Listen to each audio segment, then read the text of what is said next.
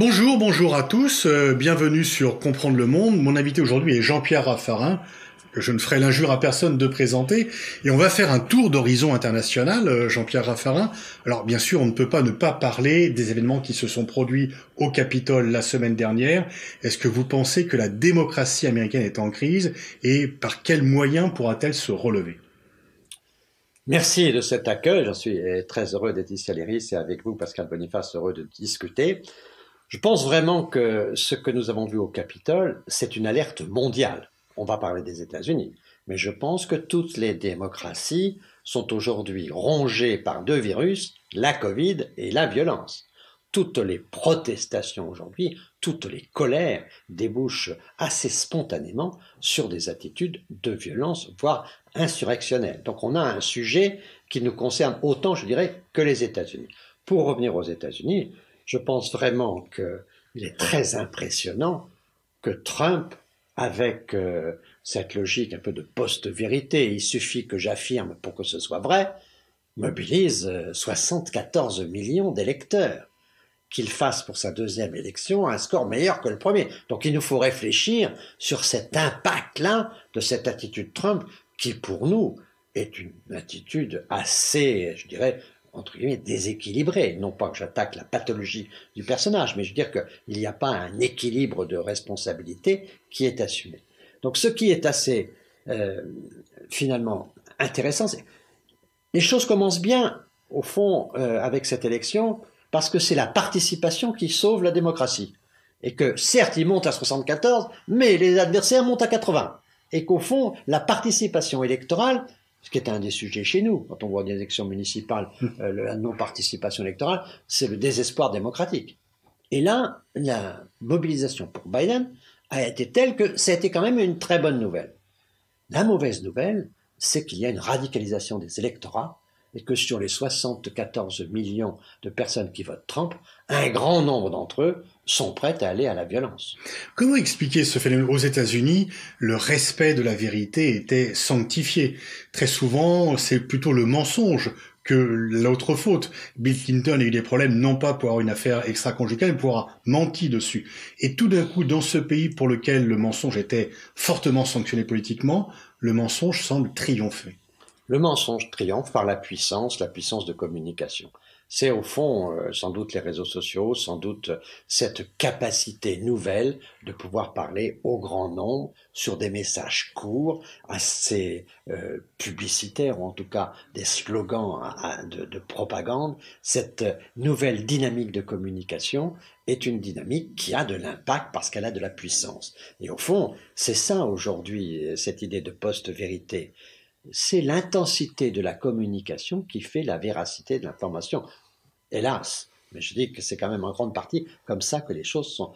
À partir du moment où il y a une foule de messages, une foule de réseaux, une foule de médias, c'est le message qui ressort de cette foule de messages exprimés, c'est celui qui apparaît comme finalement le plus puissant, qui apparaît comme le plus crédible. Et ça, je pense que c'est quelque chose de très pathologique. Et naturellement, c'est très malicieux pour les équipes Trump ça, de déstabiliser les réseaux crédibles. Et donc les attaques contre les élites, contre tout cela. Et en même temps, est-ce qu'il n'y a pas aussi le fait que beaucoup d'électeurs se sont sentis abandonnés? Est-ce n'y voyez pas non plus le contre-coup de la crise des subprimes, du fait que des millions de personnes ont été jetées en dehors de chez elles et que du coup, elles ne croient plus dans un système démocratique qui, le rêve américain de la classe moyenne est en grande partie brisé quand même?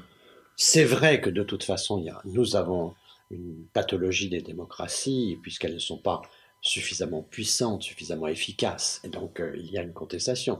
Mais dans la démocratie, il y a toujours eu de la contestation, il y a toujours eu et de la misère et de la colère.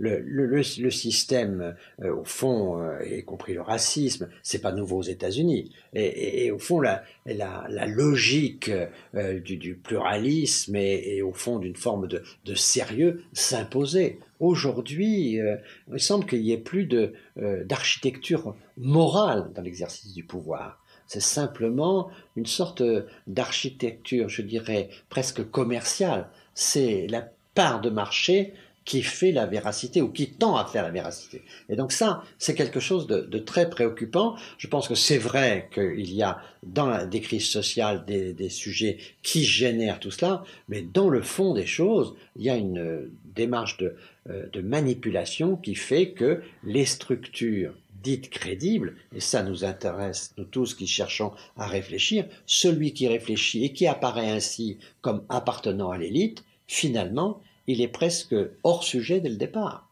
On le conteste dans son statut d'homme qui réfléchit. Et ça, c'est quand même très préoccupant. Alors, par quels moyens le nouveau président qui va arriver dans exactement une semaine, Joe Biden, peut raccommoder ce lien? Peut-il réunir des États-Unis qui sont profondément divisés? Je pense que déjà, une attitude personnelle de respect est déjà quand même la première des attitudes positives. C'est-à-dire qu'au fond, si on veut faire en sorte que on respecte la politique, il faut d'ores et déjà rendre la politique respectable. Et ces premières attitudes, ces premiers messages me semblent aller dans cette direction. Je crois que la brutalité des leaders est un accélérateur de violence. Quand je vois les échanges entre M. Macron et M. Erdogan, il n'y a rien de bon dans tout cela. La brutalité est conduite à l'accélération de la violence. La violence est une impasse, elle ne fait qu'appeler à la violence. Donc l'attitude même d'un leader tempéré, modéré, même s'il doit se montrer ferme évidemment, c'est une attitude préalable majeure. La deuxième chose, je crois, c'est qu'il faut laisser les institutions vivre. Et donc il faut que le Parlement puisse vivre, il faut que, puisque nous sommes dans un système fédéral, le système fédéral puisse vivre également et qu'on crédibilise, et notamment par exemple les procédures judiciaires au niveau des États. C'est un peu la même chose chez nous, la décentralisation. À partir du moment où on concentre, il est évident qu'on fragilise. Si on concentre tous les pouvoirs sur une seule localisation du pouvoir, il est assez facile de fragiliser cette localisation.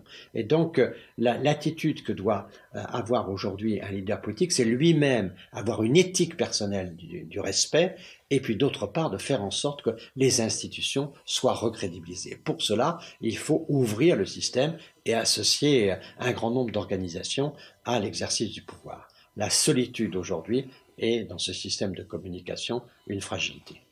Alors, Biden a pour mission ou pour volonté de réparer les relations avec les alliés, qu'ils soient asiatiques ou européens.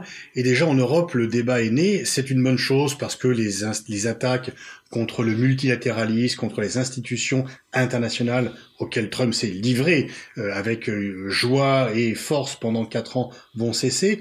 Et certains se disent, mais attention, peut-être que les efforts vers une souveraineté européenne vont perdre en intensité parce que Trump, quelque part, a joué un rôle d'accélérateur dans la construction européenne. Vous qui êtes à la fois pour une Europe forte et en même temps pour des relations fortes et équilibrées avec les États-Unis, quel est votre sentiment par rapport à ces paramètres? Mon sentiment, en effet, Pascal Boniface, est que nous devons être vigilants. Parce qu'il ne faudrait pas qu'on soit sous le charme d'un président qui nous mettrait beaucoup de confiture sur la tartine, mais il ne changerait rien à la tartine. Parce qu'aujourd'hui, on voit bien que les États-Unis se sont comportés comme des adversaires, si ce n'est de l'Europe, en tout cas de l'idée d'une Europe plus forte. Vous n'avez pas peur d'employer le terme d'adversaire?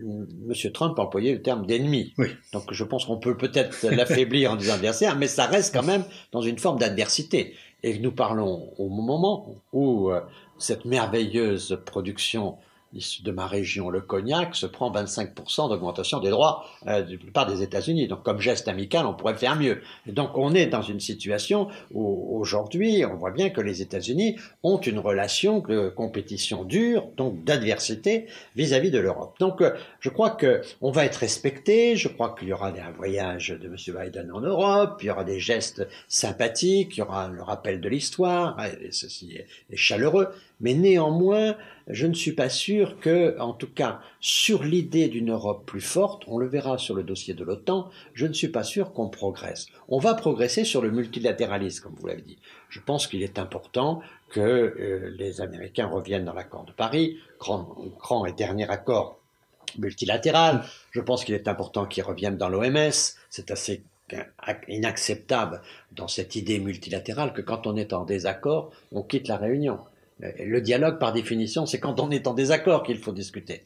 Et donc, on ne peut pas imaginer une OMS puissante pour nous aider à faire face aux prochaines pandémies si on n'est pas tous autour de la table. Donc, le multilatéralisme risque de progresser quelque peu, même si il aura beaucoup de difficultés à retrouver de la puissance parce qu'il a été lui-même usé dans des conflits dont il n'a pas su sortir. Mais je crois que on doit se méfier, en effet, d'une séduction américaine sur l'Europe parce que Trump, en effet, je suis d'accord avec cette idée, Trump a été quelque part un ciment de l'Union européenne, comme le Brexit nous a rapprochés au sein de l'Europe continentale. Donc l'adversité des autres nous sert à nous solidifier. Et finalement, une des bonnes nouvelles de ces derniers mois, très rare, c'est quand même que l'Europe a fait preuve d'une certaine forme de solidarité, y compris dans sa négociation sur le Brexit. Donc je pense qu'il faut être très attentif à ce que les Américains fassent des avancées significatives pour une Europe unie. La question fondamentale aujourd'hui, c'est la souveraineté de l'Union européenne. Est-ce que nous sommes capables d'avoir une liberté gagnée par notre indépendance? Et donc, est-ce que nous sommes capables de parler avec des États-Unis en amis, en alliés, mais sachant que nous ne cherchons pas aux États-Unis une part de souveraineté. Notre souveraineté, elle est chez nous. Et elle est notamment, je le pense, vraiment à la base, une souveraineté qui doit être fondée par un accord franco-allemand. Et ça, c'est quelque chose qui doit être développé. J'espère qu'une séduction américaine ne viendra pas freiner. J'allais y venir parce que cette notion de souveraineté européenne, c'est une notion française qui, à travers les différents dirigeants de notre pays, se maintient et c'est vraiment une constante. Est-ce que la clé est en Allemagne? Est-ce que si on parvient à amener l'Allemagne sur cette idée-là, on n'aura pas fait un grand pas en avant? Et l'Allemagne est toujours un peu hésitante, finalement, depuis le fait que le Bundestag avait modifié les accords de l'Élysée entre De Gaulle et Adenauer en mettant une sorte de paraphe atlantique. On est toujours 30 ans après la fin du monde bipolaire. Est-ce que vous pensez que l'Allemagne fait un pas vers la souveraineté européenne? Je pense que l'Allemagne avance dans la bonne direction, lentement, avec quelques hésitations, mais je vois des signes qui sont importants. Par exemple, l'ouverture de l'Allemagne à la question africaine est très importante parce que c'est au fond une vision européenne des relations euro-africaine qui est en train de progresser. Et donc je crois qu'il y a là une vision qui est une vision qui va vers plus de souveraineté. Alors, naturellement, on a des restes de l'histoire, on a des cicatrices, et ce sera pas simple. Mais d'une part, le continent africain, d'autre part, le continent chinois impose à l'Allemagne un certain nombre de réflexions plus solidaires. J'ajouterai que si on analyse les 10 dernières années, un grand nombre des sujets des 10 dernières années étaient des sujets posés à la France. Je pense naturellement à la gestion budgétaire, au déficit, à la dette, aux questions de l'emploi, au développement industriel, aux relations avec l'Afrique, etc. Et aux questions de migration. Aujourd'hui, finalement, les difficultés sont en grande partie posées aux Allemands. L'avenir de l'industrie, notamment de l'industrie automobile, avec le développement durable et toutes les nécessités que nous avons d'avoir une mobilité verte, organisée, fait que l'Allemagne a un problème là. Elle a son problème de succession politique, elle a les problèmes de migration avec la Turquie. On voit qu'il y a un certain nombre de sujets qui sont des sujets majeurs, le charbon, qui sont des sujets majeurs, qui sont posés à l'Allemagne. L'industrie chimique aussi. L'industrie chimique. Donc l'Allemagne va avoir besoin des autres aussi. Donc on est dans un contexte, je crois, où en plus on a une situation institutionnelle, nous verrons ce que ça donne, mais en général la situation institutionnelle française est plutôt stable. La situation institutionnelle allemande, on va le voir, la succession de Merkel n'est pas si simple que ça. Donc le contexte fait dire que notamment sous cette pression de la dimension internationale, avec la question américaine, la question chinoise et la question africaine, fait que l'intérêt de s'entendre entre Français et Allemands devient de plus en plus fort. Est-ce que l'on ne pourrait pas agir de commun? Parce que est-ce que l'un des principaux problèmes avec Washington est l'application extraterritoriale de la législation américaine? Est-ce que là, il n'y a pas un point sur lequel les Européens pourraient être plus proactifs pour défendre leurs intérêts? Je pense qu'en effet, la question de l'extraterritorialité est un sujet de solidarité de l'Europe continentale. Je pense aussi que des sujets à notre périphérie, les questions à l'est de l'Europe, la relation avec la Russie, les questions des relations avec l'Iran et le traité sur lequel les États-Unis vont peut-être revenir, nous voyons bien qu'il y a là un certain nombre de sujets sur lesquels on a vraiment intérêt à un rapprochement avec l'Allemagne. Il faut bien se dire que nous sommes maintenant dans une situation où le rapport de force est devenu un rapport de force continental. Et que le continent européen, de deux choses l'une, où il s'organise et il y a de la force, où il reste désorganisé, voire il se déconstruit et il sort de l'histoire. Donc là, nous sommes face à un défi, et de ce point de vue-là, les messages qui nous viennent de l'extérieur sont des messages que nous pourrions prendre comme des messages de nature pédagogique qui doivent nous conduire à agir. Alors, l'Europe, l'Union européenne vient de signer un accord sur les investissements avec la Chine. Il est probable que la rivalité entre les États-Unis et Pékin demeure malgré le changement de président. Comment l'Europe doit se positionner à la fois par rapport à la Chine et ensuite par rapport à ce duel annoncé, ce fameux piège de Thucydide entre Pékin et Washington? Moi, je pense que la relation sino-américaine va structurer les 10 ans qui viennent. Je pense que ça va être quand même le grand paramètre parce que les deux pays sont durablement en rivalité, en compétition. Et puis les écarts de civilisation, les écarts de pensée sont tels que les crispations s'enracinent quelque peu. Et donc je suis assez pessimiste sur cette relation. Naturellement, elle pose cette relation question à l'Europe qui doit chercher un autre destin que celui d'être une balle de ping-pong et qui fait que quand il y a des accords, parce qu'en fait, il y aura de temps en temps des accords, il y aura une alternance de conflits et d'accords, mais à chaque fois qu'il y aura un accord, ce sera sans doute contre l'Europe. Donc nous devons être extraordinairement vigilants, d'où l'importance d'avoir une souveraineté et d'où l'importance de ne pas être aligné et de ne pas apparaître aligné systématiquement sur les États-Unis. On voit que notre relation avec la Russie d'une part, avec la Chine d'autre part, a été beaucoup abîmée parce que nous sommes apparus souvent comme des alignés sur les États-Unis. Alors naturellement, ce qu'il faut, c'est avoir une coopération avec la Chine, mais évidemment ne pas être naïf et ne pas se tromper. La Chine, nous avons des désaccords profonds avec elle, et donc nous ne sommes pas dans le même système de valeurs. Donc voyons bien que, je compare toujours ça avec une sorte de feu tricolore, on a une question politique d'organisation de la société, où là le feu est rouge, nous n'avons pas les mêmes valeurs. Pour nous, la personne humaine est la valeur de la société. Pour eux, c'est le groupe. Et donc, nous avons des rivalités très importantes sur ce sujet. Donc là, on a un feu rouge de coopération. On a le marché.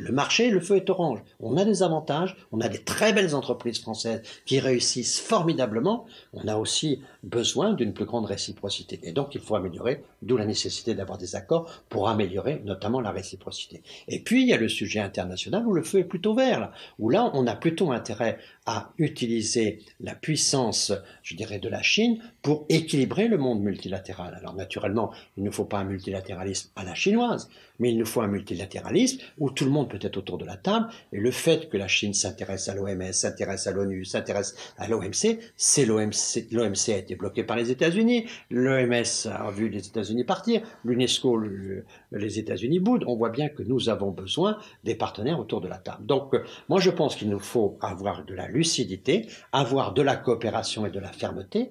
C'est ce que fait la politique française aujourd'hui quand elle demande, par exemple, qu'il y ait une mission indépendante qui puisse observer la situation des Ouïghours, qu'on puisse observer les origines du virus avec la mission de l'OMS, c'est-à-dire de la fermeté, mais de la coopération.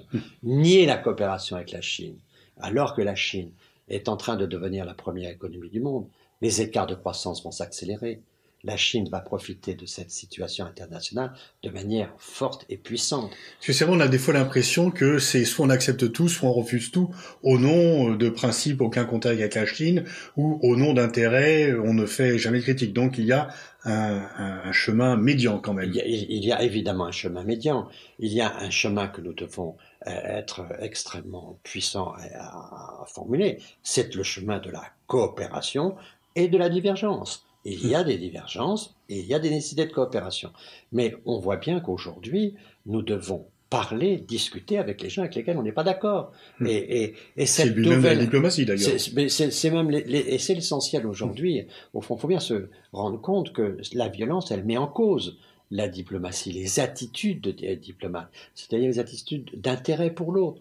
quand je vois l'histoire de la diplomatie, combien la culture, les langues ont été importantes, et quelquefois quand je vois des gens qui ne parlent pas les langues en situation diplomatique, je dis attention, on recule un peu là, parce que la diplomatie, c'est comprendre l'autre, intégrer les stratégies de l'autre et essayer de le faire évoluer. Quand on voit que la Chine peut accepter des missions internationales, ben on se dit, tiens, là, la fermeté peut payer, mais fermeté ne doit pas exclure coopération. Et donc, évidemment, on doit avancer sur les deux jambes, la fermeté et la coopération. C'est assez difficile. Moi, personnellement, je suis dans le camp aujourd'hui, par la mission qui m'est confiée par les autorités françaises, le ministère des Affaires étrangères, de l'économie. Donc, je soutiens les entreprises. Donc, je n'ai pas de responsabilité politique. Mais naturellement, je soutiens les attitudes politiques du gouvernement. Quand le gouvernement demande une mission indépendante en Chine, je soutiens la position. Nous devons soutenir un message politique puissant. Mais nous devons les uns et les autres aussi veiller à ce que le message de la coopération soit aussi reconnu. Les Chinois sont habitués au yin et au yang, ils sont habitués à la complexité. Nous, il faut qu'on soit simplement aussi complexe qu'eux, c'est-à-dire qu'il faut qu'on puisse être ceux qui sont capables d'entendre de faire entendre une voix de fermeté, mais en même temps une voix de coopération. Le monde aujourd'hui sans coopération avec la Chine serait un monde très dangereux. Vous vous intéressez aussi beaucoup à l'Afrique. Est-ce que, par définition, sur le continent africain, est-ce que vous voyez la France et l'Europe en coopération ou en rivalité avec la Chine? Maintenant, il faut s'occuper de l'intérêt de l'Afrique. Et si la coopération entre l'Europe et la Chine, c'est l'intérêt de l'Afrique, il faut travailler sur cette coopération. Je pense que l'Europe n'a pas d'avenir heureux si l'Afrique est malheureuse. Et donc nous avons une communauté de destin là qui, de toute évidence, exige une solidarité entre nous. Il est clair que les questions militaires, les questions de sécurité ne sont pas suffisantes pour la paix. On voit bien qu'il est important de lutter avec l'armée contre le terrorisme. Mais si on ne fait pas du développement à côté, l'armée, l'action militaire elle-même, on l'a vu dans de multiples cas, n'est pas suffisante. Et donc, il faut faire du développement. Et pour faire du développement, il faut de l'argent, mais il faut du savoir-faire aussi. Je pense que nous avons du savoir-faire en Europe, et je pense que les Chinois ont aussi de l'argent à investir sur un certain nombre de projets de développement en Afrique. Et donc, il y a une sorte de coordination internationale pour mobiliser des moyens au niveau de l'Afrique. Quand on pense qu'il y a quelque chose comme 1 milliard de jeunes, peut-être à l'horizon 2060, en Afrique à intégrer, on se dit que là est la bombe du monde. Si on passe à côté de ce devoir mondial d'intégration, il y aura des problèmes partout dans le monde. Dans cette situation-là, il faut mobiliser tous les accords, quelquefois toutes les forces, quelquefois même mobiliser dans des contextes multilatéraux pour faire en sorte que nous n'exportions pas en Afrique les rivalités qui sont par ailleurs existantes dans le monde. Vous avez créé une ONG Leader pour la paix, vous revenez d'Abidjan, vous dites depuis longtemps il faut aussi créer des écoles de la paix par rapport aux écoles de guerre qui existent et vous venez de participer à la création d'une école de la paix à Abidjan. C'est une démarche donc à la mémoire d'une personnalité qui était une personnalité très reconnue en Afrique, qui est l'ancien Premier ministre Amadou Coulibaly, qui est très respecté, et le président Ouattara et un certain nombre de leaders, y compris de l'opposition, ont décidé de participer à cette démarche de formation pour aider les plus jeunes à avoir une attitude réfléchie quant à l'exercice politique. Donc il s'agit d'une approche vraiment de réflexion liée à l'exercice, disons, de la diplomatie, de l'intelligence des relations humaines. Et donc d'éviter les comportements primaires, sommaires, et éviter le chemin vers la brutalité systématique. Donc montrer bien les difficultés qu'il y a à avoir toujours des solutions de violence. Et cette démarche-là, nous allons y travailler sur cette logique qui est pour nous très importante, c'est que la paix ne tombe pas du ciel. La paix, c'est un travail. Il y a naturellement des ingénieurs de guerre, il y a des gens qui pensent la guerre, qui réfléchissent à des stratégies. Il faut réfléchir à des stratégies de paix, à des attitudes de paix, à une culture de la paix. Tout ça, c'est un travail. C'est un travail qui comporte beaucoup de réflexion et de culture. Si on prend des attitudes politiques nécessaires comme le leadership, par exemple, on voit bien, on dit l'Afrique manque de leadership. Mais le leadership a des vertus, mais le leadership a aussi des vices. Il y a un certain nombre de vices du leadership. L'exercice solitaire du pouvoir, c'est une dérive du leadership. Donc tout ça, il faut toujours avoir cette pensée complexe, qui est une pensée réfléchie, et essayer de développer chez les acteurs politiques, justement, cette attitude de réflexion, d'une pensée réfléchie, plutôt qu'une pensée primaire, sommaire et donc brutale. Et donc là, nous allons travailler sur justement le leadership, sur les questions de violence, sur les questions de médiation, de négociation, sur la place des forces vives. Les femmes, notamment dans les médiations et dans les négociations, ont un rôle très important à jouer en Afrique. Naturellement, les jeunes. Nous travaillons évidemment sur les relations internationales. Nous avons un certain nombre de sujets et nous voulons faire émerger un certain nombre de responsables en leur donnant aussi des réseaux internationaux, parce que c'est bien que ces jeunes responsables et futurs leaders aient des amis américains, des amis européens, des amis chinois. Il faut les aider aussi dans leur rayonnement international. Et donc, Leaders pour la paix, nous sommes une quarantaine d'experts. Nous ne sommes pas une organisation militante, nous ne sommes pas une organisation qui cherche à avoir une puissance. Nous sommes en fait une sorte de maquette d'un petit conseil de sécurité.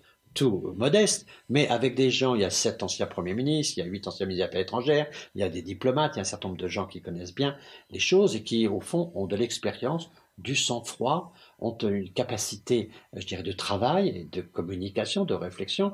Mais c'est ce groupe-là qu'on veut essayer de mobiliser sur un travail de paix, construire vraiment une pédagogie, un cursus de paix. Donc on a déjà avec l'ONU un certain nombre d'expériences. On veut développer au fond, cette pédagogie de la paix, qui est une pédagogie de la pensée réfléchie. Merci Jean-Pierre Raffarin pour cet entretien. Merci à vous.